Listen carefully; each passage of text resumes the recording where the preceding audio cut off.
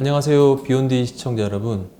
지난번 시간에 척추 수술의 새로운 패러다임이라는 주제로 이제 첫 번째 강의를 보여드렸는데요. 현장 반응이 좀 뜨거워서 이번 두 번째 영상을 이제 기획하게 됐습니다. 이번에 주제는 K 척추의 모든 것, 코리아, 우리 한국인에 맞는 그런 척추 치료의 그런 단계적인 과정에 대해서 이제 설명드린 영상인데요. 이번에도 기회 주신 비욘디 최 PD님과 비욘디 식구들에게 감사의 말씀드리고 순차적으로 강의 한번 진행해 보도록 하겠습니다. 제목 부제는 신경주사 시술 및 수술에 대한 정리라는 주제로 영상을 준비했습니다. 순서 보시면은 척추 치료가 어떻게 되는지, 그리고 두 번째 주사와 시술의 차이점을 한번 언급드렸고요. 그리고 시술과 수술의 차이, 그 다음부터는 적응증 방법, 효과, 합병증 순으로 신경주사, 그리고 척추 시술, 그리고 척추 수술, 그리고 가장 궁금한 질문, 이런 식으로 구성을 해봤습니다. 하나씩 보시겠습니다. 척추 치료에 대한 기본 개념입니다.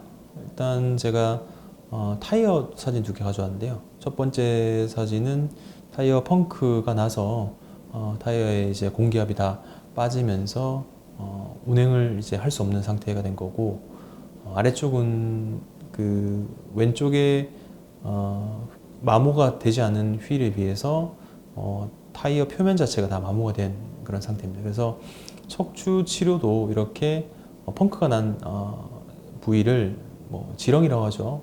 일시적으로 떼워서 다시 운행할 수 있게 쓰는 방법이 있고, 휠 자체가 이렇게 마모가 된다면은 아예 갈아 끼워야 되는 경우가 있습니다.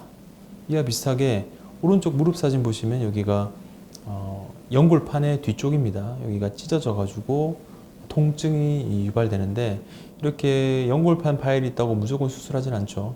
약물 치료, 주사 치료를 해보다가 증상이 이제 무릎이 걸리는 증상이 생기면은 연골판 봉합을 하게 됩니다. 마찬가지로 무릎 뒤쪽에 이렇게 큰 활액막이 이렇게 생기면은 그 무릎 뒤쪽에 물혹이 생기면은 이거에 대해서는 물혹이 생기는 원인 자체를 이제 차단하면서 물혹을 감압을 해주는 그런 수술을 하게 된 거죠. 결과적으로는 아까 타이어에 펑크가 난 거와 마찬가지로 작은 그런 부분에 문제가 생기면은 전체를 다 갈아 끼지 않고 그 문제 있는 부위만 해결하는 것이 척추의 주사나 시술 쪽으로 생각하시면 될 것 같고요.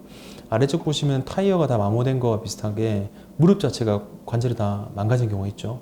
이런 경우는 내시경을 한다거나 주사 치료를 하거나 하더라도 효과가 별로 없을 수 있습니다. 이런 경우는 인공관절 치환술로 수술적인 치료로 관절을 새로 만들어주는 방법을 시행하고 있습니다.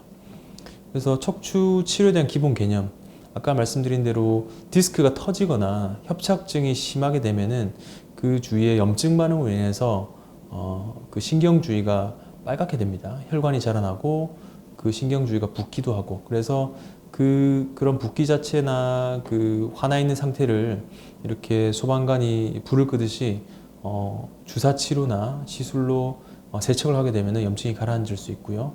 그리고 두 번째, 요거는 이제 우리 싱크대 드롭봉을 이제 쓰고 있는 모습인데, 척추관 협착증이 좀 많이 진행됐다 그러면은 그냥 이런 소화기 같은 걸로 청소로는 해결이 안 될 수 있습니다. 그럼 실질적으로 막힌 통로를 뚫어주는, 그러니까 추간근과 척추 중심관 협착증이 있게 되면은 이런 식으로 관을 청소해주는 그런 방법이 필요하죠. 이럴 경우는 시술에서 조금 더 넘어가서 수술, 그러니까 관열적인 수술 말고 그 전에 내시경 수술로 많이 할 수 있는데, 이게 양방향 내시경으로 막힌 부분만 청소하게 된다면은 꽤 많은 호전을 볼 수 있습니다.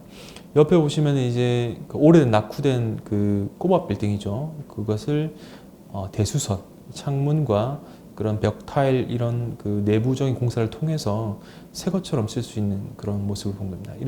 이거는 척추 수술에 비유하자면은 유압술이 될 수도 있고, 아니면 후공성형술처럼 척추 신경 쪽의 모양을 약간 변형시키는 수술 방법으로 볼 수 있고요. 아래쪽에 보시면은 이게 부산에서 삼익비치 아파트, 그래서 이제 재건축을 앞두고 있는 단지인데, 오른쪽 보시면 이게 조감도입니다. 이런 식으로 변형이 될 수 있다. 그래서 이렇게 낡고 그 노후된 그 아파트 단지 자체를 이렇게 새롭게 건축을 하는 거, 이런 것들이 이제 척추에 인공 디스크를 삽입하는 유압술로 이제 비유하시면 되겠습니다. 이런 식으로 척추 치료에 대한 기본 개념은 어느 정도 간단하게 고칠 수 있는 부분에 대해서 아예 새로 이렇게 리모델링 해야 되는 부분까지 순차적으로 진행될 수 있다고 알고 계시면 될 것 같습니다. 그래서 일단은 좀 헷갈리시는 게 시술이랑 주사 치료가 어떤 차이가 있느냐 많이 여쭤보시는데, 여기 앞에 보시면 왼쪽에 보면은 척추 후관절에 제가 초음파를 봐서 주사 치료하는 겁니다. 후관절에다가 초음파로 그 척추 모양을 보고 그 안에 약을 주입하면서 신경 쪽을 치료해주는 방법이고요. 그 오른쪽은 이게 투시 장비, C암이라고 하죠. 그런 장비를 통해서 5번 신경 차단술을 진행하는 모습입니다. 이처럼 척추 요추 같은 경우는 그 초음파나 투시 장비를 통해서 이렇게 신경 주사를 놓을 수 있고요. 마찬가지로 경추 같은 경우는 이거 초음파로 옆에 신경 차단하는 모습인데, 초음파 신경 차단술 할 수도 있고, 오른쪽처럼 경막외 주사를 이제 투시 장비를 통해서 시행할 수 있습니다. 이것이 신경 주사 치료라고 보시면 되겠습니다. 그래서 척추 신경 통로까지 진입하진 않지만 약물 자체가 도달할 수 있도록 약을 좀 주입해 주는 방법이고요. 오른쪽 보시면은 이게 시술, 목과 허리 시술 세 가지를 보여드리는데, 여기 보시면은 꼬리뼈로 들어가서 신경 쪽에 성형술, 신경 성형술이라는 거죠. 우리가 나비 카테터를 써서 신경주 협착과 디스크 환자들에게 시행하는 거고, 오른쪽 사진 보면 추간판 열치료술, 이게 카테터가 이렇게 디스크로 들어오는 모습입니다. 그래서 추간판에 열을 가해서 추간판 자체의 볼륨을 줄여주고 동굴신경을 이제 감압시켜주는 것이 방법이고요. 이거는 목인데, 목에서 목 디스크가 있어서 팔절이거나 경추부 통증이 있는 경우도 경추부 국소마취로 이렇게 추간판 열치료술을 시행할 수 있습니다. 이 주사와 시술의 차이점을 제가 보여드렸습니다. 뒤에 이어서 설명드리면, 아까 꼬리뼈로 들어갔던 게 이런 식으로, 이게 꼬리뼈 미추에 공간이 있어서 카테터가 진입해가지고 쭉 신경 통로 쪽으로 올라가는 겁니다. 디스크와 신경 통로 사이의 공간으로 들어가는 거고요. 밑에 이 전대, 이 디스크 옆쪽으로 추간판 열치료술을 시행하는 모습입니다. 이것들이 허리에서 쓰는 시술이고요. 오른쪽에 있는 이 사진이 현미경입니다. 현미경. 그래서 관열적인 수술에서 많이 사용하게 되는 이 현미경, 반대쪽에는 보조자가 있고 그 측면에서는 그 수술자가 있는 그런 방법이고, 아직까지 이제 현미경도 많이 사용되고 있지만 어쨌건 과거에 1990년도 그 전후부터 이제 들어왔던 그런 기술 방법이고요. 옆에 밑에 방법이 이제 PLD, 옆구리 디스크 내시경입니다. 그래서 뒤쪽으로 후궁을 제거하지 않고, 추궁판을 제거하지 않고 디스크만 만나는 방법인데, 이게 우리들 병원에서 그 상당히 2010년 전후로 센세이션을 일으켜서 연예인들 그리고 유명인사들이 모두 이 디스크는 우리들 병원에서 수술을 많이 받으셨죠. 그래서 PLD 내시경이고, 위에 있는 모습이 이제 접니다. 저랑 우리 수술방 선생님들인데 양방향 내시경이죠. 화면을 보면서 이렇게 내시경용 드릴로 황색인대를 제거하는 모습인데, 이 척추 협착증에서 기본적으로 쓰이다가 현재는 목과 유압술까지 모두 진행하고 있는 상태고요. 여기 보시면 마지막에 유압술의 그 방향에 따른 그런 분류입니다. PLIF, 요게 플립이라고 뒤쪽으로 들어가는 예전의 방식이고요. TLIF, 약간 옆쪽으로 들어가는 건 틀립이라고 하는데, 이게 조금 더 척추 시장에서는 약간 최소침수적인 치료로 이제 각광을 받고 있고요. 그 옆에 올리프, OLIF, 이게 옆구리를 열고 들어가는 수술입니다. 저도 요즘 많이 하는데, 혈관 자체에 문제가 없으면 신경을 보지 않고 수술하기 때문에 좀 안전하게 진행할 수 있고요. 알리프라고, 이건 배를 열고 들어가는 수술입니다. 이거는 옆구리보다 좀 앞쪽인데 케이지도 크게 들어갈 수 있으면서 장점이 많은 수술인데, 난이도 자체가 흉부외과쌤이랑 같이 하는 게 조금 안전할 수 있는 그런 방법입니다. 이제 간단하게 대략적으로 알아봤으니까 주사 치료부터 그 하나씩 알아보도록 하겠습니다. 신경 주사 치료의 적응증, 보면은 보통 주사는 언제 많이 사용하느냐, 보통 아픈 지 얼마 안 되고, 그 다음에 허리 통증, 이렇게 이분은 왼쪽 허리가 아프셔서 허리를 짚고 있죠. 왼쪽 허리 통증과 정강이 통증이 좀 있고 다리가 저리다, 이러면 이제 주사 치료에 적응증이 되고요. 디스크 환자일 수도 있고 협착증 환자일 수도 있는데, 이거 오른쪽 그림 보면 어르신이 걷다가 다리에 쥐가 나서 조금 쉬었다가 가야 되는 이런 파행 증상이 있는데, 파행 증상이 많이 심하지 않은 경우, 예를 들어 한 2~30분 걸으면 좀 쉬었다 가야 된다, 이 정도 되는 환자분 같은 경우는 주사 치료로 효과를 볼 수 있습니다.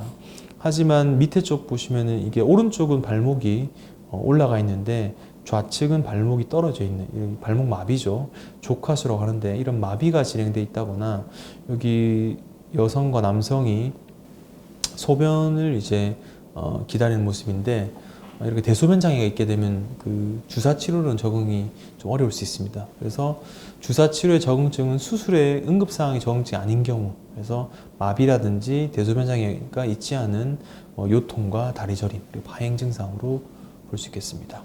그래서 사진으로 보시게 되면 좌측에 보시면 이게 전방 전이증이 있습니다. 하지만 이 전이증이 있더라도 주사 치료는 나가는 신경 구멍에 넣게 되면 반응을 볼 수 있고요. 그리고 인공 디스크를 삽입 유압수를 하더라도 그 위아래 병변에 인접 분절 병변이 있더라도 신경 차단술로 효과를 볼 수 있으니까, 이런 방법들도 주사 치료에 적응증이 되고요. 하지만 이 MR 보면 이게 좀 하얀색이 많죠. 이게 척추에 염증이 생긴 경우입니다. 염증 생기면 열이 나고, 그 다음에 염증 수치가 올라가기 때문에 이런 경우는 주사 치료를 시행하는 것은 금기로 되어 있죠. 항생제를 좀 치료하셔야 되고, 그리고 여기 보시면 신경 통로 안쪽에 종괴 같은 게 있습니다. 신경 낭종이 있는데, 이런 경우도 주사 치료의 적응증은 잘 되지 않습니다. 보통 이러면 이제 마비 자체가 진행되어 있으니까 환자분이 수술적인 치료를 좀 필요하게 되는 거죠. 그래서 신경주사 치료의 방법으로 보시면은, 제가 노란색으로 했는데 파셋 블록, 요게 이제 아까 초음파를 보거나, 그리고 투시 장비를 통해서 후관절 여기 쪽에 바늘을 넣어서 주사를 넣는 거고, 옆에서 이게 옆에서 본 거고, 위에서 내려다 보면은 이 척추뼈의 관절 이쪽으로 주사를 넣는 방법이 후관절 주사고요. 트랜스라미나 너브 블록, 이게 우리 경막의 신경 주사라고 합니다. 신경 통로의 중심으로 약을 넣어서 방법인데, 여기 보시면 센터로 들어가서 약물을 주입하는 방법, 중심 협착증 환자한테 상당히 효과적인 방법이죠. 그리고 트랜스포라미나 너브 블록이라고 나가는 신경 구멍에 넣는 게 있습니다. 우리 신경 차단술 선택적 이렇게 얘기하는데, 옆에서 보면 나가는 신경, 여기 노란색 신경 쪽으로 바늘을 주입해서 주사 치료하는 방법입니다. 이런 경우는 편측으로 한쪽 다리만 좀 많이 아프거나 파행이 있더라도 척추관 협착증에 디스크 있는 환자분들은 이런 주사가 효과가 좀 많이 좋습니다. 그리고 꼬리뼈로 넣는 게 이제 미추 신경 차단술. 아까 말씀드린 이 투시 장비 통해서 넣는 것과 요거는 초음파로 이렇게 주사를 넣는 방법인데, 초음파로 넣는 경우는 외래 베이스에서 할 수 있어서 상당히 좀 효율성이 좋죠. 투시 장비도 차폐 장비가 되어 있다면 외래에서 시행할 수 있고, 아니면 보통 수술방에 들어가서 주사 치료를 시행하게 됩니다. 이제 그 주사 치료하는 방법을 간단히 영상을 보면서 설명드리겠습니다. 이게 제 유튜브 채널에 올라가 있는 영상인데요. 한번 같이 가져왔습니다. 이런 식으로 준비를 하게 됩니다. 이게 위치를 찾는 기구, 그리고 조영제와 마취약, 그리고 마취주사 이런 것들이 들어있고요. 환자분들이 이렇게 엎드려서 그 투시 장비를 통해서 레벨을 측정합니다. 방사선사가 이렇게 맞은편에 있고요. 저는 그 반대편에서 환자분의 아픈 부위를 확인하고 이름 확인해서 레벨을 찾습니다. 이 레벨 자체를 찾을 때는 미리 MR과 혹은 CT를 통해서 환자분의 증상과 일치하는 병변에 주사를 놓기를 계획하고요. 스케줄을 넣으면은 그 레벨에 정확하게 미리 그 포인트를 찾습니다. 이렇게 소독을 하고 그 주위에 수술포 같은 거를 깔아서 일단 그 염증이 생기지 않도록 미리 조치를 하고요. 그 다음에 아까 그 젓가락 같은 그런 걸로 레벨을 찾습니다. 여기 보시면은 이게 어느 몇 반 신경의 어느 쪽이다 이런 걸 찾으면서 내가 주사 놓을 위치를 확인하게 되고요. 그리고 처음에는 바로 놓지 않고 이런 마취 주사를 놓습니다. 바늘 들어가기 전에 통증이 있을 수 있으니까 마취 주사를 놓고요. 이분은 양쪽으로 맞는 분이셨는데, 그 이후에 신경 주사 바늘을 준비해서 삽입하고요. 그다음에 들어간 걸로 끝나는 게 아니고 환자분의 위치 확인 이후에 조영제를 넣습니다. 조영제를 넣게 되면은 여기 보시면은 신경 쪽으로 나가는 길 자체를 확인할 수 있죠. 화면을 보면서 이렇게 투시 장비로 나가는 길을 확인하고 주사를 삽입하고요. 여기 보시면은 양측 5번 신경으로 잘 들어가는 모습을 확인할 수 있습니다. 확인됐으면은 신경 주사약을 넣고 그 주사 치료를 마무리하고 지혈 거즈를 대고 이제 주사를 이제 종료하게 됩니다. 이런 식으로 주사를 하게 되는 거죠. 그래서 주사 치료 효과는 아까 말씀드린 대로 디스크와 협착증이 모두 이렇게 사용될 수 있는데, 신경이 눌려서 염증이 생기면은 그쪽으로 약을 넣게 되면 염증이 가라앉게 되고요. 그리고 증상으로서는 이제 다 뒷다리 오금까지 저린 증상, 그리고 중심 협착증이 이렇게 진행되는 경우도 신경 주사의 효과를 볼 수 있습니다. 마치 이렇게 찰과상에 있는 그 무릎이나 다리 쪽에 약을 바르듯이 신경 주사 바늘로 이런 염증을 가라앉히는 효과를 볼 수 있는 거죠. 하지만 이 주사가 만능 건 아니죠. 합병증도 간혹 생길 수 있습니다. 이게 그 경막의 주사 같은 경우는 천공이 생기게 되면은 두통이 이렇게 생길 수도 있고요. 그리고 수술 부위에 염증이 생기거나 통증이 더 악화된다면 요통이 더 심해질 수도 있습니다. 이 MR 보시면은 전부 이제 염증이 있는 거고요. 디스크 자체에도 염증이 생겨서 척추 주사를 많이 맞게 되면은 이런 염증 가능성도 올라갈 수 있게 되고요. 그리고 당뇨 환자분 같은 경우는 혈당이 일시적으로 좀 올라가게 됩니다. 그래서 당뇨 환자분은 혈당 조절 자체가 상당히 중요한데, 스테로이드를 많이 쓰게 되면은 이런 혈당 조절이 힘들 수 있고, 그리고 스테로이드 많이 쓰면 이제 쿠싱 신드롬이 생길 수 있죠. 그래서 모든 그것이 과하면 이제 좋지 않을 듯이 주사도 저는 일주일 간격으로 한 3회 정도 시행하고 좀 한 달에 쉬는데, 너무 자주 맞는 것보다는 이렇게 주기를 좀 맞춰서 시행하는 것이 좋을 것 같습니다.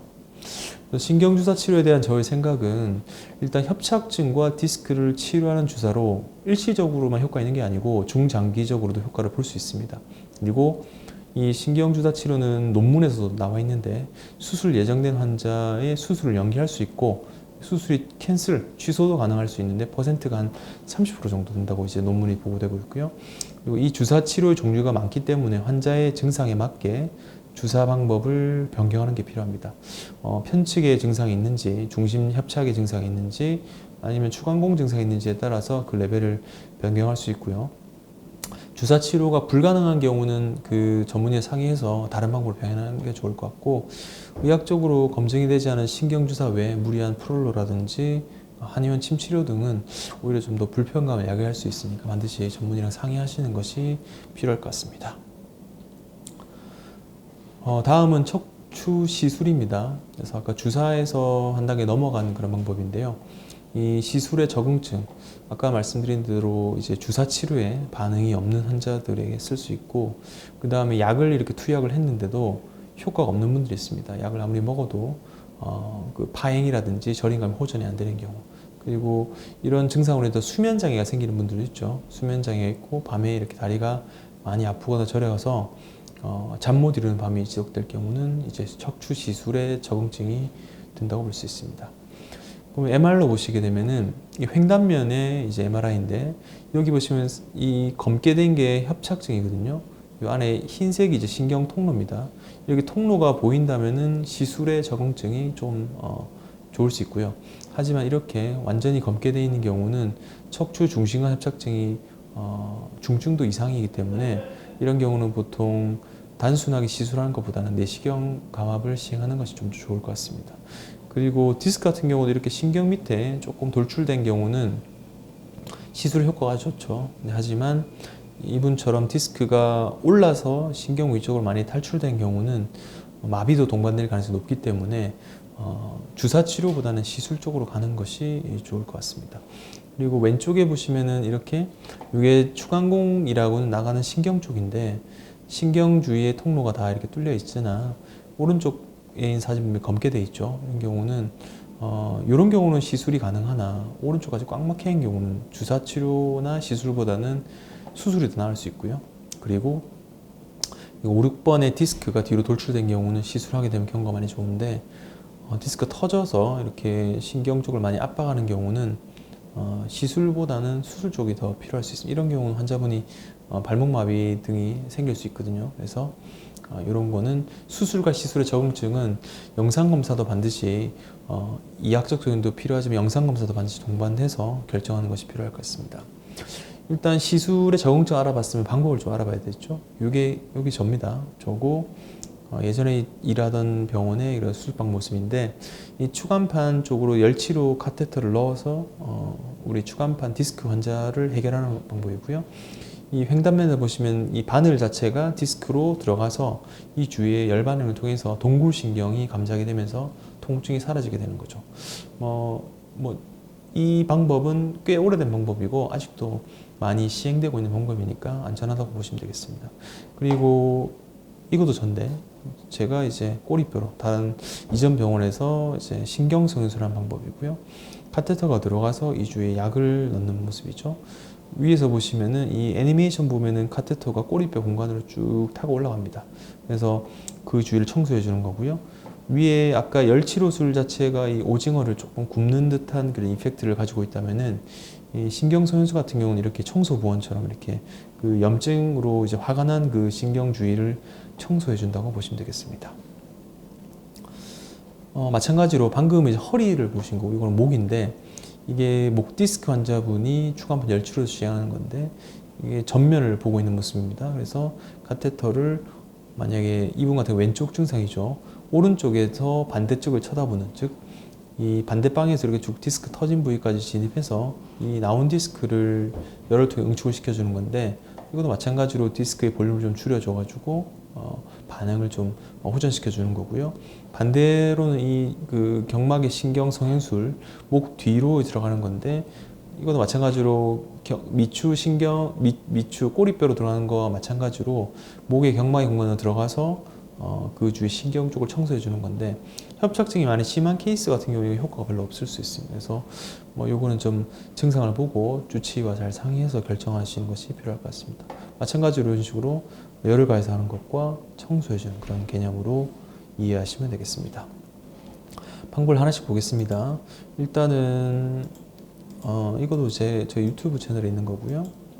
보시면 제가 1인칭 시점으로 이렇게 준비한 겁니다. 추간판 열치료술 이게 신경성형술이죠. 그래서 가운을 입고 환자분이 이제 누워 계신데 그 C암을 통해서 그 레벨을 확인합니다. 꼬리뼈 공간을 확인해 가지고 그 공간으로 이제 진입하게 되고요. 여기 보시면은 일단 미리 마취 주사를 이렇게 시행하고 환자분이 레벨이 어디인지 확인하면서 이 초입 부분을 이제 확인하는 모습입니다. 그래서 꼬리뼈로 마취 주사를 놓고 투시 장비로 확인하면서 그 부위에 약을 좀 넣어주고요. 마취가 된다면 환자분이 보통 저희가 수면 마취로 진행하는데 카테터를 넣을 때 별로 움직임이 없으십니다. 환자분이 이제 마치 위내시경 하듯이 그 통로가 정리가 그 위내시경 하듯이 들어갈 수 있기 때문에 통증 없이 진행할 수 있고요. 카테터가 들어갔으면은 그 조영제를 넣어서 그 신경 통로 공간으로 약이 잘 진입되는지 확인하는 모습입니다. 그래서 공간으로 잘 진입됐으면은 그 미리 준비된 우리 신경선수 카테터 여기 보이시죠? 이렇게 좌우로 움직일 수 있는 카테터를 꼬리뼈를 삽입하고 이게 디스크와 신경 사이 공간으로 들어가는데 그 공간으로 들어가는 걸 확인하면서 진입시키게 되고요. 환자분에 따라서는 공간이 되게 좁으신 분도 있습니다. 그러면 이제 저항감도 있을 수 있는데 안전하게 넣기 위해서는 미리 약을 넣고 공간을 확인하면서 약간 아래쪽을 향하게 하면서 시술을 진행하면 되겠습니다. 그리고 들어가서는 이제 정면 사진을 봐가지고 내가 4, 5번 뭐 좌측이다. 지금 이분은 왼쪽에 앉으신 것 같은데 왼쪽에 들어가는지 제 위치 시키는지 확인하고 카테터 방향을 이제 돌리면서 시술을 진행하고 시술 시간 자체가 한 5분 정도 걸리거든요. 하고 약물 자체를 넣어주고 그 약에 대한 그런 화학적 효과 플러스 그리고 이 물리적으로 공간을 넓혀주기 때문에 디스크와 협착증 환자분에게도 효과가 좋은 시술 방법입니다.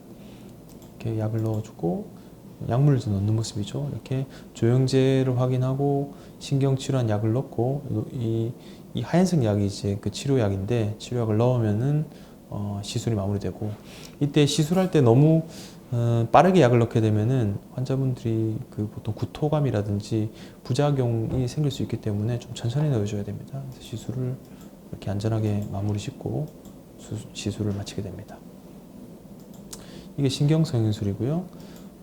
두 번째 보는 건 그 추간판 열치료술 마찬가지입니다. 이게 아까 환자분 같은 경우는 디스크보다 협착증이 좀 주로 사용된다면 이 추간판 열치료술 같은 경우는 디스크 환자에게 많이 사용되죠. 그래서 여기 방사선 기사가 있고 제가 이렇게 서 있고요. 위치를 이렇게 투시장비로 확인합니다. 그래서 추간판에 안쪽으로 진입해야 되기 때문에 어느 레벨에 어떻게 해야 되는지 미리 그림을 그려야겠죠. 그래서 그 그림을 그리고 나서 약을 좀 넣습니다. 이거 수면 마취로 하기 때문에 환자분이 아픈 건 없으시고요. 이렇게 들어갈 부위 쪽에 국소 마취를 시행하고 그 다음에 미리 준비된 카테터를 넣습니다. 넣으면은 위치를 확인하죠. 아, 이게 4, 5번에 왼쪽으로 들어가고 있다. 이런 거 확인하고 진입을 시키고요. 그 다음에 들어갈 때 환자분 조금 불편감을 느낄 수 있는데 어차피 그 수면 마취를 하고 있기 때문에 기억을 거의 못 하십니다. 그래서 이 정면 사진을 보고 측면도 확인하면서 위치를 이제 안전하게 진입하는 게 필요하죠. 그래서 디스크 공간에 제대로 위치하는지 이렇게 투시 장비로 확인하면서 진행하고요. 넣는다면 그 뒤로는 그 위치가 제 위치가 됐다 하면 카테터, 고주파 카테터를 이제 넣게 되면은 그 추간판 자체에 안전하게 위치를 확인하고 시술할 수 있습니다. 그래서 김종국도 이거 받았다고 하는데 요 디스크 환자에서는 이런 시술 자체가 효과가 많이 좋은 거죠. 그래서 요게 이제 카테터 위치를 다 확인하고 발에 이제 열 패드를 가하면서 시술을 진행한 거고 이 시술도 그렇게 오래 걸리지는 않습니다. 시술 효과는 보통 디스크 환자분 같은 경우 엉치 뒤쪽이 아프고 다리가 저리거나 이럴 수 있고 고관절 뒤쪽도 아플 수 있고 골반 이쪽이 통증이 있을 수 있고 정강이 아픈 경우도 있습니다. 이런 경우는 추간판 열치료술, 신경성형술 모두 다 해당이 되고요. 이렇게 허리만 아프거나 엉치가 불편한 경우도 그 시술 효과를 볼 수 있는 환자분들이죠. 그래서 환자분들 대한민국 사람들이 대부분 이제 수술을 원치 않기 때문에 웬만하면 시술로 이제 만족도를 이제 평가를 하는데 한 70점 정도 됩니다. 이거 저희가 조사한 게 아니고 그 타 기관에서 조사한 거고요.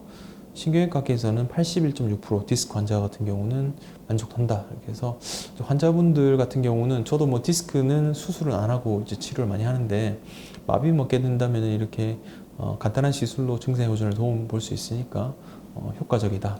그래서 책들도 이런 책이 많죠. 도침 치료, 허리병, 미니맥스 척추 시술은 이제 아까 말씀 PLD 쪽 우리들 병 그런 책인데 어쨌건 이거 시술 자체가 효과가 한 열이면 한 7, 8명 정도는 효과가 좀 있는 걸로 되어 있습니다. 하지만 그 적응증을 잘 지켜야겠죠. 제일 중요한 합병증이죠. 시술이 정말 그 수술을 다 커버한다면은 수술 환자들이 없겠는데 시술로는 커버가 안 되는 경우가 많습니다. 특히나 협착증이 좀 심한 케이스, 디스크 많이 나온 케이스는 시술 자체가 그렇게 오래 효과를 발휘하지 못하거든요. 그래서 환자분들이 느끼기에는 재발했다고 느끼는 경우도 있고 이 부작용이 아닌가 이렇게 걱정하는 분도 있습니다.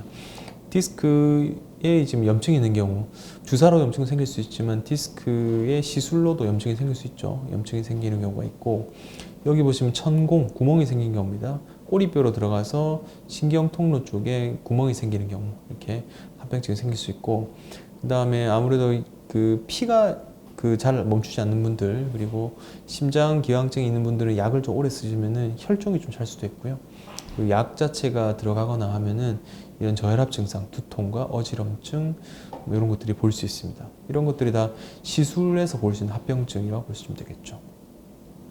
그리고 아까 말씀한 두통이 있고 우리 발 자체가 찌르는 듯하고 이상 감각이 생기는 경우도 있습니다. 그리고 안 좋은 케이스는 신경 통로 쪽으로 혈종이 차서 이렇게 대소변 장애가 생기는 경우도 있고요. 그리고 성기능 장애, 우리가 마미 증후군이 생겨서 소변, 대변 및 성기능 쪽에 문제가 생기는 경우도 있습니다. 그리고 신경 쪽에 염증이 생겨서 치명적인 합병증이 생기는 경우도 있고요. 그래서 저는 시술이 참 좋은데 하지만 이게 적응증을 맞춰서 해야 된다고 생각하고 특히나 척추 시술을 해서 호전을 보이기 위해서는 주사 치료는 반응이 이제 없고 수술하기에는 아직 증상과 영상이 이제 덜 심한 환자들이 좀 낫지 않을까 생각합니다. 그리고 척추 시술의 경우는 수술을 해야 될 정도로 신경학적 증상이 심하거나 영상 검사상 그게 심한 경우는 그 지속 기간이 오래 되지 않습니다. 2달을 넘기지 못한 경우 있고요. 실제로 저희 모친도 그러셨고요. 그래서 짧게 다시 재발되는 경우도 있으니까 참고하시면 좋을 것 같고, 척추 시술이 좋은 경우는 디스크가 터졌거나 운동신경 마비가 없고 통증만 있는 경우, 그리고 협착증 같은 경우는 허리와 아래형치는 아픈데 잘 걸어다니는 경우는 시술에 좋은 정증이 될 수 있습니다. 그리고 이 척추 시술 가운데 협착증이 있는 경우는 추간판 열치료술은 당연히 좀 효과가 좀 떨어질 수 있고요. 디스크만 있는 경우는 추간판 열치료술이 좀 낫고, 다리 저림이 같이 있다면 같이 하거나 둘 중에 하나 정도 시행하면 좋을 것 같습니다. 그리고 주로 요통이 주된 증상이면 열치료술로 시행하는 게 좀 좋고, 다리 저림이 주증상이면은 신경선연술이 좀 나은 결과를 볼 수 있습니다. 저 개인적인 생각입니다. 이제 마지막이죠. 수술에 대해서 알아보겠습니다. 척추 수술의 적응증. 아까 보여드린 대로 그 새로 뭔가 리모델링 하는 거죠. 스톱파이프 관이 노화가 돼서 더 이상 그 물 자체가 하수도를 지나갈 수 없을 때는 이렇게 새로 관을 넣는 거죠. 휴대폰이 이렇게 파열되면은 고쳐 쓸 수가 없죠. 새로 바꿔야 됩니다. 그래서 관절 그렇고, 이번에 좀 안타까운데 광주에 이렇게 붕괴 사고, 현대산업개발 붕괴 사고 있었을 때 아파트를 그냥 보수만 하면 되느냐, 아마 허물고 새로 지어야겠죠. 그래서 이런 식으로 뭔가 시술로는 극복이 안 되는 경우는 수술, 이렇게 리모델링을 해야 될 경우가 생깁니다.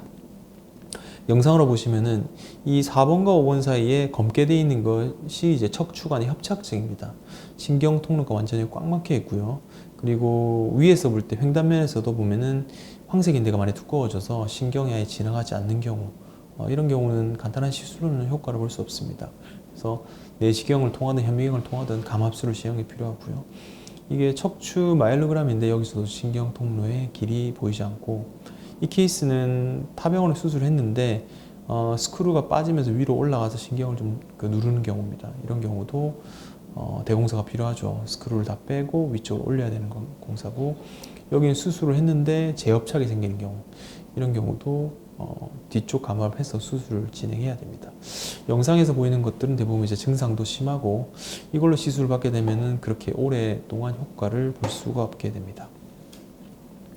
수술 방법 보시면은 저번 시간에 설명드렸듯이 이제 룻배, 이게 우리가 돋보기 같은 게 있고요. 그 밑에 보시면 현미경, 저희 의국의 신대문 교수님이 정형외과 학회에서 상당히 많이 발표하셨던 그런 장비고요. PLD, 우리들 병원에서 메인으로 많이 했죠. 한방향, 우리가 유니포털이라고 하는데 한방향 내시경, 그리고 여기 양방향 내시경, 제가 많이 하고 있는 양방향 내시경입니다. 그리고 아까 초반에 잠깐 설명드렸는데, 이게 옆구리 디스크를 빼는 PLD의 영상입니다. 뼈는 그대로 놔두고 디스크만 제거하는 모습. 그리고 요거는 유니포탈, 우리가 척추 한방향 내시경도 이 중심 통로 감압을 할 수 있는데 위로 들어갈 수 있고요. 양방향 내시경도 이런 루트로 같이 들어가게 됩니다. 그와 더불어 이제 내시경 외에 이런 수술이 있는데, 틀립, 우리가 그 추간공 쪽에 있는 뼈를 제거하고 인공디스크 삽입하는 것도 있고, 알립, 올립, 옆구리와 앞쪽으로 이렇게 수술하는 방법이 있습니다. 아까 초반에 잠깐 설명드렸지만 알리프는 케이지가 좀 큰 게 들어갈 수 있는데 흉부외과 선생님과 같이 해야 될 그런 것들이 있고요. 이게 옆구리 넣는 올리프, 큰 케이지가 들어갈 수 있는데, 최근에는 양방향 내시경으로도 이렇게 옆구리에서 디스크 자체를 제거하고 큰 인공 디스크를 넣을 수 있어서 지금 기술은 계속 좀 진화하고 있는 것 같습니다. 수술 방법도 한번 제 영상을 통해서 한번 같이 보도록 하겠습니다. 이게 이것도 제 유튜브 영상이 있는 거고요. 여기 보시면 제가 여기 보이죠? 그리고 여기 투시 장비가 있고, 현미경은 안 쓰고 내시경 하는데 이 앞쪽에 내시경 장비가 있습니다. 저는 이제 좌우측에 저를 도와주는 선생님들이 있고요. 이렇게 레벨을 미리 좀 찾습니다. 팔다리도 이제 좌우가 바뀌면 이제 치명적이듯이 허리 같은 경우도 마디가 많기 때문에 정확하게 어느 부위, 4, 5번의 왼쪽, 5, 6번의 오른쪽, 이런 식으로 레벨을 제대로 찾는 것이 필요하고요. 이 바늘 자체는 지금 디스크 환자이기 때문에 인디고 카라민이라는 디스크 염색을 하는 방법입니다. 그래서 염색을 하게 되면 디스크가 터진 것을 확인할 수 있어서 수술을 조금 용이하게 진행할 수 있고요. 그래서 이게 잘 들어갔는지 아까 추간판 열치료소 하는 것처럼 전후 그 측면 사진을 봅니다. 그래서 위치가 제대로 됐는지 확인하고 수술을 진행하고요. 이렇게 염색약을 넣으면은 디스크가 염색되게 됩니다. 그리고 여기 양방향 내시경은 이제 공간을 확보하는 작업인데 T-핸들로 공간을 만들어서 신경 통로 공을 확보하고요. 그래서 내시경 자체가 들어가기 전에 미리 작업을 하고 이런 식으로 다이렉트를 써서 공간 쪽에 길을 미리 만들어 놓습니다. 길이 만들어지면은 그 내시경 기구가 오른쪽에서는 주로 기구들이 들어가고요.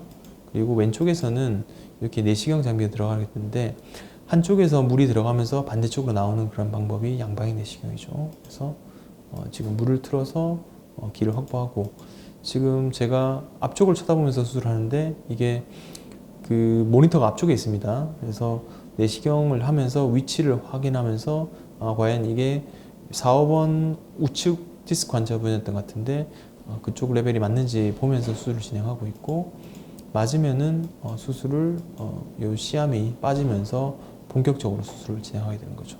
이런 식으로 정확한 레벨 측정 및 미리 사전 공간을 확보하고 나서 이 수술을 진행하고 이게 보시면 이제 주변에서는 저를 도와주시는 거고 제가 주로 이제 혼자서 수술을 하는데 내시경 자체는 보통 그 주치의가 직접 혼자 할 수밖에 없어요. 그래서 수술 자체가 그 큰 절개 없이 이렇게 안전하게 진행될 수 있는 방법입니다. 보통 디스크 같은 경우는 한 3, 40분, 협착증은 2, 30분 정도 수술이 걸리는데 어쨌건 경과가 많이 이제 좋은 걸로 논문도 많이 나와 있고 환자분들도 그렇게 얘기해 주고 계십니다. 이런 식으로 수술을 진행하고요. 효과 보시면은 이게 중심 협착증이 4마디가 있던 분입니다. 이렇게 2, 3, 3, 4, 4, 5, 5, 4, 3, 4번, 2, 3번, 1, 2번 이렇게 하는데 이 통로가 이렇게 다 열려 있는 환자분이고요. 횡단면 보시게 되면 이렇게 하트 모양으로 이렇게 황색인데가 두꺼워져 있는데 이 통로가 동그랗게 됐죠. 그러니까 중심 협착증을 감압하는 데는 양방향 내시경이 상당히 좋은 결과를 보일 수 있다. 보실 수 있고 아까 살짝 보여드린 케이지가 빠져서 위쪽으로 스크루가 빠졌던 케이지 위쪽에 하나 더 올렸는데 이것도 내시경으로 시행했습니다. 그래서 인공 디스크를 삽입하고 수술을 연장을 했고요. 이렇게 휘어져 있는 케이스도 인공 디스크를 다 넣어서 허리 자체를 이제 펼 수 있는 그런 시대가 되었죠. 하지만 이제 척추 수술이 합병증도 생길 수 있죠. 합병증 보면 이제 아까 말했던 주사 그리고 시술 모두 합병증이 있는데 이렇게 염증이 생길 수 있고요. 여기 보시면 혈종이 있습니다. 신경주 혈종이 있어서 재수술 필요한 경우도 있고 디스크가 엄청 제거됐었는데 다시 재탈출되는 경우도 있습니다. 허리 디스크는. 그리고 이건 제 케이스인데 옆구리로 올립 수술을 했는데 케이지가 빠져가지고 다시 좀 더 크고 다른 케이지로 3D 프린트를 케이지 썼었는데 빠져서 우리가 피크 케이지로 체인지했던 그런 수술 방법입니다. 이렇게 수술 같은 경우도 합병증이 생길 수 있으니까 이에 대해서는 유념을 하시는 것이 필요할 것 같습니다. 척추 수술, 저 수술에 대한 제 생각은 일단은 보존적 치료를 시행을 해보고 증상 호전이 없는 환자에게 시행을 해야 되는데 그 전에 저는 주사랑 시술까지 모두 진행하고 나서 호전 없는 환자에게 수술을 하는 것이 맞지 않나 생각합니다. 간혹 응급을 요하는 경우가 있는데 이에 대해서는 감별을 이제 주치의가 하고 그 이후에 필요한지 따라서 수술이 꼭 급박하다, 예를 들어 대소변장애 있거나 아니면 마비가 있거나 하게 되면 수술을 빨리 진행하는 게 좋을 것 같고요. 그리고 수술 후에 재발, 아까처럼 디스크가 다시 나오거나 혈종이 차는 경우 재발이 두렵죠. 이런 분들은 충분히 상의해서 재발이 가장 적게 발생할 수 있는 수술 방법을 찾아보시는 것이 좋을 것 같고요. 양방향 내시경 수술은 디스크의 재발도 좀 낮고 척추관 협착증 수술 이후에도 경과가 나은 편이어서 이를 적극적으로 활용하는 것이 좀 도움이 될 것 같습니다. 그리고 제일 중요한 부분은 이게 그 요거만 지킨다면 뭐 크게 어렵지 않은데 사진과 증상이 일치하느냐 이게 척추 수술의 제일 중요한 원칙이죠. 그래서 사진은 뭐 협착증이 별로 심하지 않은데 걸음을 많이 못 걷는다 하면은 무조건 허리를 수술할 게 아니고 혈관성 파인과의 감별이 필요할 수 있고 간혹 이제 동맥에 이제 협착이 있는 경우도 있습니다. 그리고 화지불안 증후군인 경우도 있고요. 그래서 사진과 증상이 일치하지 않으면은 수술을 진행하지 않고 이 대해서 감별하는 것이 필요할 것 같습니다. 제가 시술, 주사, 수술에 대해서 이렇게 카테고리별로 설명을 드렸고요. 마지막으로 자주 하시는 질문 6가지에 대해 답변을 드리면서 이번 강의 마치도록 하겠습니다. 첫 번째, 저는 저희 모친은 협착증이 있고 무릎 관절염도 있습니다. 딸들은 무릎을 먼저 수술을 해보라고 하는데 어디를 먼저 수술 받는 것이 좋을까요?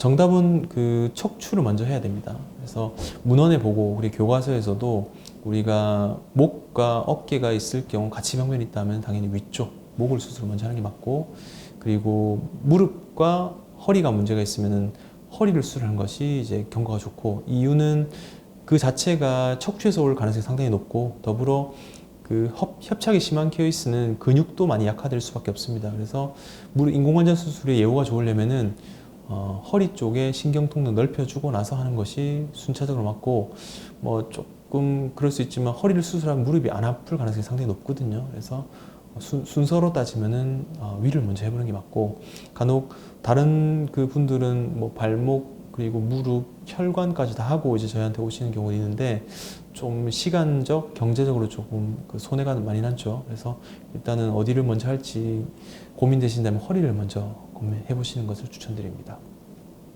그리고 허리 수술하면 두 번째, 대소변 못 가린다고 무조건 버티라고 하는데 어떻게 하는 게 나을까요? 최근에 걷는 게 힘들어지고 쉬었다 가는 게 많아지고 있습니다. 뭐 대소변을 못 가리는 것 자체가 수술의 합병증을 얘기하는 것 같습니다. 근데 버티면은 이게 걷는 거리도 줄어들고 파행이 심하게 되면은 환자분이 거의 집에서밖에 생활을 못 하게 되죠. 삶의 질이 떨어질 수 있고, 특히 나이가 드시면은 심폐기능에 제한이 올 수 있습니다. 그래서 대소변을 못 가린다고 하시면 이제 수술이 좀 클 수 있는데, 수술 자체를 좀 작은 수술을 선택하거나 아니면 뭐 시술을 먼저 해보거나 이런 식으로 조금 단계 밟아가시는 게 좋을 것 같고, 모든 환자들이 다 대소변장애 생기지는 않습니다. 근데 그런 리스크를 줄이고자 한다면은 저는 개인적으로 내시경 수술 쪽이 좀 낫지 않을까 생각이 좀 듭니다. 세 번째, 신문 광고를 보면은 시술을 받으면 허리가 반드시 펴진다고 되어 있는데 진짜 이렇게 허리가 펴지나요? 아까 말씀드린 대로 협착증 환자에서 신경선수를 하게 되면 허리가 펴지죠. 제가 그 불을 끄듯이 소방관이 이제 불을 끄듯이 염증만을 가라앉혀주면 허리가 펴지긴 하는데, 협착증이 심한 케이스는 다시 증상이 생길 수 있습니다. 그래서 일시적일 수 있고, 증상이 경미하거나 협착증이 많이 심하지 않으면 당연히 펴지는 게 오래될 수 있는데, 심한 케이스는 이게 오래 가지 못할 수 있다. 그걸 알고 계셔야 될 것 같습니다. 고주파 수액성형수가 신경성형수 받으려 하는데 병원마다 가격 차이가 많이 나는데요. 어디서 어떤 가격을 받는 것이 좋을까요? 일단은 이 기구 자체가 비급여 기구니까 납품하는 회사마다 가격이 좀 다를 수 있고, 병원마다 그 시술에 대한 행위료가 좀 다를 수 있습니다. 그래서 크게 차이 나지 않는다면은 물론 부산과 서울은 가격 차이가 좀 있죠. 차이가 나지 않는다면 좀 비교해서 안전하게 받으시는 게 좋을 것 같고, 너무 그 가격이 차이가 많이 난다고 하시면은 우리가 비급여 고지가 돼 있거든요, 홈페이지마다. 비교하셔가지고 적정 가격선을 좀 찾아서 이렇게 가시면은 좋을 것 같습니다. 다섯 번째, 내시경으로 유압수를 받는 것이 좋을까요? 사측방 경유 유압수 올리브로스를 받는 것이 좋을까요? 사측방 경유 유압수 같은 경우는 신경을 다치지 않는다고 하고, 내시경 하는 경우는 근육 손상이 적다고 하는데 어떤 것이 나은지 고민입니다. 저는 둘 다 좋은 수술 방법을 생각합니다. 근데 사측방 경유 유압술이 좋은 경우는 뒤쪽 감압을 추가적으로 할 필요가 없고, 추간공 병명이 있는 경우는 확실히 인공 디스크 사이즈가 크기 때문에 경과가 좋고요. 뒤에 감압을 해야 된다면 시간적인 부분에서 내시경 감압을 추천드릴 수 있습니다. 그거는 이제 케이스마다 좀 다를 수 있으니까 주치의와 상의하셔가지고 결정을 하시면 될 것 같습니다. 그리고 마지막으로 하지정맥류 같은 혈관 질환이 있으면 협착증이 같이 있습니다. 혈관에서는 혈관 시술이 간단하다고 외과에서는 이걸 먼저 하라고 하는데, 과연 어떻게 하는 게 좋을까요?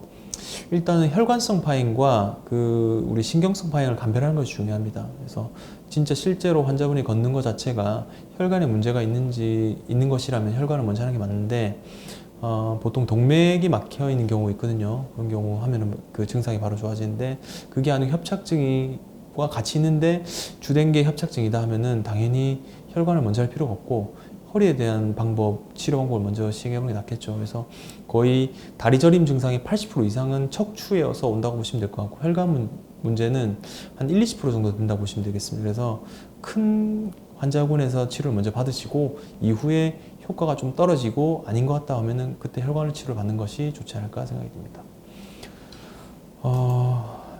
이번 시간은 이렇게 척추 주사, 시술, 수술에 대해서 영상을 준비해 봤습니다.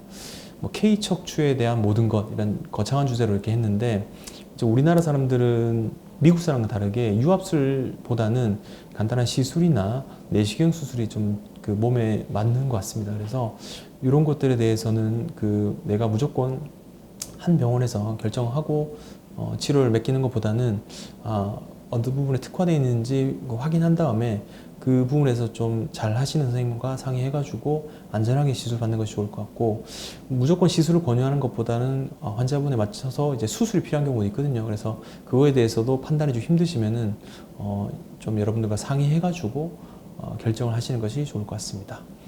이번에도 이렇게 기회 주셔서 감사드리고요. 비욘디 시청자 여러분과 담당자 여러분께 이 자리를 빌어 또 감사의 말씀드리겠습니다. 시청해 주셔서 감사합니다. 또 뵙겠습니다.